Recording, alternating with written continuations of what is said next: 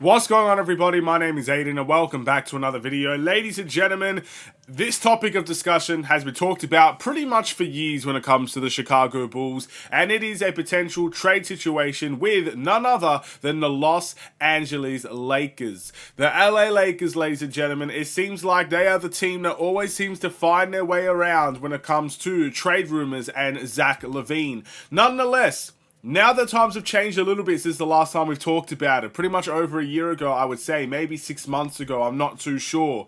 Is this a deal the Chicago Bulls should be pursuing now, knowing that our options could and very much are limited? So without further ado, let's discuss it in this video. But before we get any further, if you liked the video and you want to see more from me, drop a like, drop a follow, and or subscribe if you are new.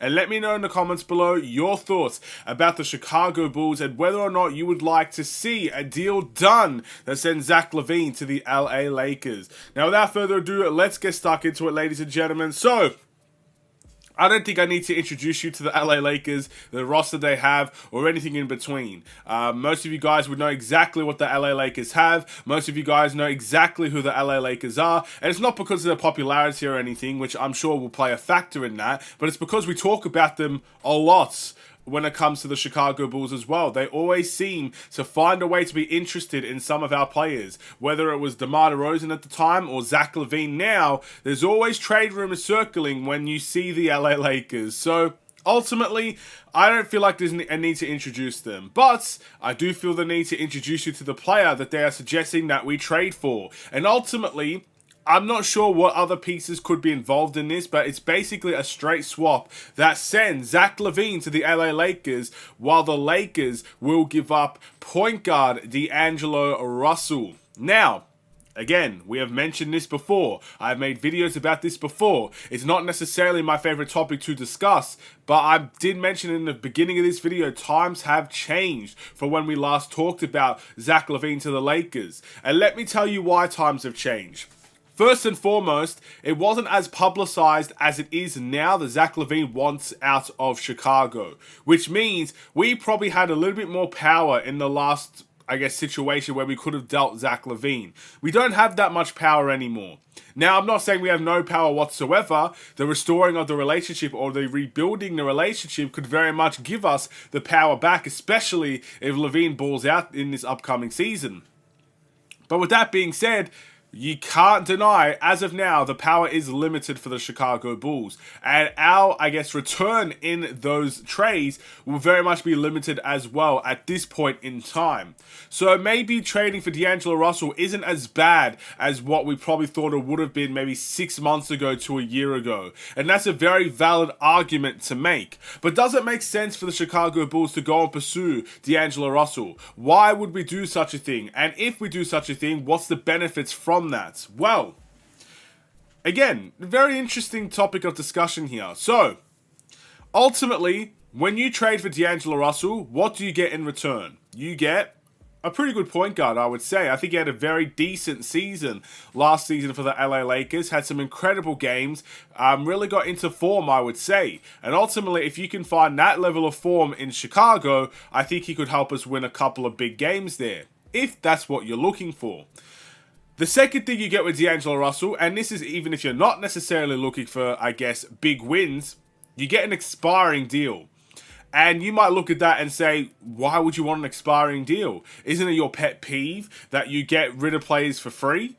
Well, ultimately, if the plan is to trade D'Angelo Russell knowing that you're not going to bring him back, you could do multiple things after that. You could try to trade him again, if need be, to get assets in return. Or you don't bring him back in free agency because you know the financial flexibility you will have if you do trade for D'Angelo Russell and you don't bring him back. So there's a method behind the madness. When you're, for example, letting go of DeMar DeRozan, let's say hypothetically we didn't get anything in return for DeMar DeRozan and he just walked to the Kings for free. Do you know how upsetting that would be, knowing that you dedicated 3 years to DeMar DeRozan and the Chicago Bulls wanted to keep DeMar DeRozan and in the end he walked for free? It's those type of situations that I don't like. When you're trading for someone full well knowing that they will not be back after a season, or you could deal them midway through the season, it's a whole completely different story to me. And I do think there is a benefit in having an expiring contract on this team with the financial flexibility that goes beyond that as well, especially in the free agency period of 2025. So I'm very much looking forward to that if we do trade Zach LaVine to the Lakers. What's the benefit for the Lakers? I think it's pretty straightforward. Zach LaVine will be an LA Laker. And ultimately, It's an interesting topic of discussion because D'Lo is considered a scoring point guard, but I think Zach LaVine is a natural scorer, 3-level scorer, can pretty much do it at the highest level at his best, and I kind of think they need a Zach LaVine more than a D'Angelo Russell. Now, I'm not comparing the two superstardoms or anything like that. Ultimately, I don't necessarily think this moves the needle for the LA Lakers. I don't think bringing Zach LaVine to the Lakers wins them a championship or gets them close.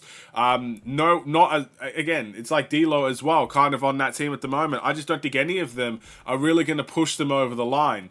But they might get closer. Maybe the fit is better because D'Lo is a point guard. Maybe Zach LaVine can play more of the off-ball type of guard.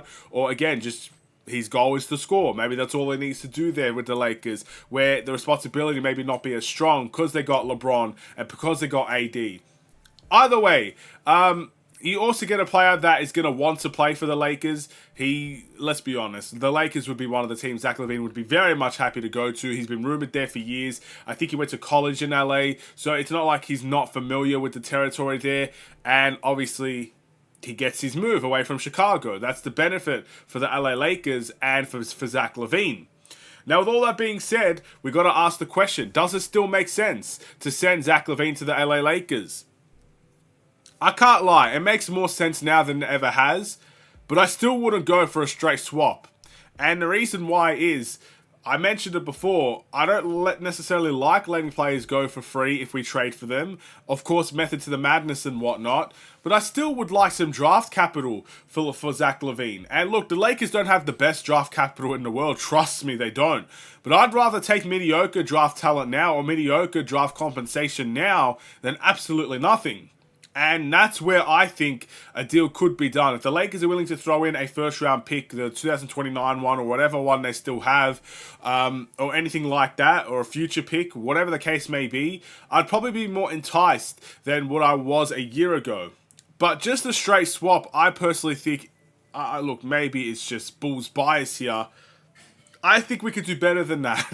I don't mean to be mean when I say that, because D'Lo, again, probably makes more sense now than ever. But, I don't know. I'm just thinking, Zach LaVine is our technically cornerstone piece. He's our max contract player. He is our best player. And if you're going to get rid of your best player for no draft compensation in return, I have to question that in many ways. Maybe that's why we are holding out as long as we are to trade Zach LaVine. Maybe we are looking for some sort of draft compensation alongside of that. Maybe we are looking for a young talent that can stay here multiple years instead of just an expiring deal. I don't personally mind having D'Lo here for a year. I would like to see draft capital, though, because you could pull a diamond in the rough. If the Lakers end up having a really bad pick when we end up conveying that pick, whenever it is, at the end of the day, it's still better. You still have a chance to find someone compared to absolutely no one at all. So that's kind of what I'm thinking. Do you guys agree? Let me know in the comments below. Let's be honest here as well. The amount of rumors we see every year with Zach LaVine and the Lakers, it makes me believe we're just never going to trade him there. I think all the rumors, it should have been done by now if it was such an interesting, compelling thing for the Lakers to do. I personally don't think the Lakers are interested in Zach LaVine. I think this is media speculation from the Bulls side and from the Lakers side. I think this is definitely not a situation where the Lakers are fully interested in doing this type of deal. That's what I think. So if you're out here saying the Lakers are not interested, I agree. I agree with you. And to be honest, I feel like the Bulls shouldn't be interested either. I just don't think it makes sense at the moment. It still makes more sense now than ever, but I still don't think it makes perfect sense compared to other teams out there in the league as of now. Thank you guys for watching. I'll see you in the next one. Stay safe, stay healthy, and stay tuned for more. Take care, and peace.